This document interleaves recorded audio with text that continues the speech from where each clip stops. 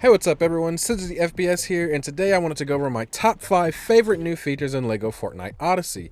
Now for some reason you didn't know, Lego Fortnite had a big update last week, and it's now called Lego Fortnite Odyssey. This is so that Lego Fortnite as a whole can have different titles under its umbrella, such as Lego Fortnite Brick City. Now Odyssey is a survival mode we all know and love, so hopefully that clears things up. Now the update we had last week was a Storm Chasers update, and it was a huge update. We got new pseudo biomes with the storm areas, we have mini boss fights, and a big boss to fight in the Storm King. We also had an update to our materials rarity system, and much more. However, instead of listing all of the changes, I'm going to talk about my top 5 favorite changes and features. And before we get into that, make sure you guys subscribe if you want to see more content like this. Now, change number 5, inventory size. Now this will be a quick one, but it's so huge. So now instead of having an inventory size of 32, we've been bumped up to being able to hold 40 items. This is an awesome change because I love being able to hold more things, and believe it or not, I'm still running around with max inventory. Like, I just can't help myself.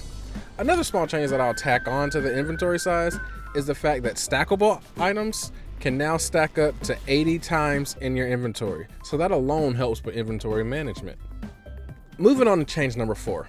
We've got the improved villager jobs. So what this feature boils down to is basically your villagers can make all of the items that come from whatever workstation you have them assigned to. So the way your villagers set to smelt items only produce copper and glass, now they produce iron and gold bars and metal plates, which are a new resource that are needed for quite a few items. Same for the gem cutter too, so they'll make cut sapphire and emerald.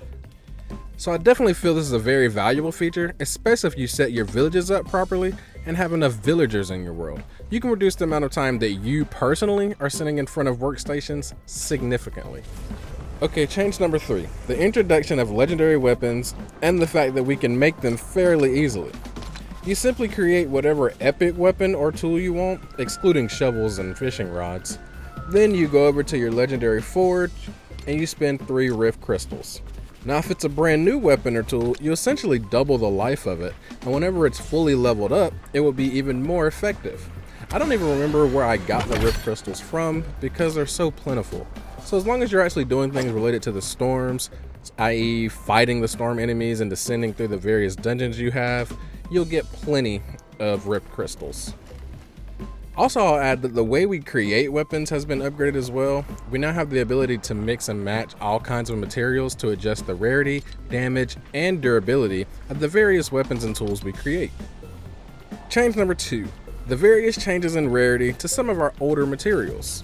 Now this is clearly so that things make more sense when you're crafting weapons and tools. That way you can easily tell which materials make the best tools. And I don't know about you guys, but this change is great for me in a completely different way. I had so much cut amber from villagers that I basically had no use for, and now that it's an epic material, I have no shortage of epic tools and weapons just waiting to be rifted and upgraded to legendary. Now my number 1 favorite change is the introduction of the Storm King and the dungeon bosses. This has been huge. I mean, it was the main thing I wanted in my wish list video, and it actually came true. Now the Storm King is an awesome boss to fight. He's a big and formidable foe, and the atmosphere around him is awesome. I think the difficulty is just right when fighting him. Not too hard, not too easy. Especially after you finish off both horns, you can kind of just cheese him. If you have a crossbow, which you 100% should have, you just keep rotating in a circle and firing away at him. I generally ignore all the other enemies in this phase and just keep rotating. It's super easy. Now as far as all the other enemies, personally I'm still learning a few of the mechanics. Like apparently you can shoot the slow moving blast that the crawlers shoot out at you. I had no idea. I was just running around and trying to dodge them, but hey, you live and you learn. Anyways, those are my top 5 favorite new features in Lego Fortnite Odyssey. I sprinkled a few bonuses, but hey, who's counting? But if you guys enjoyed the video, please make sure to like and subscribe. It means a lot to me. That's it for today though. Thanks for watching. Peace.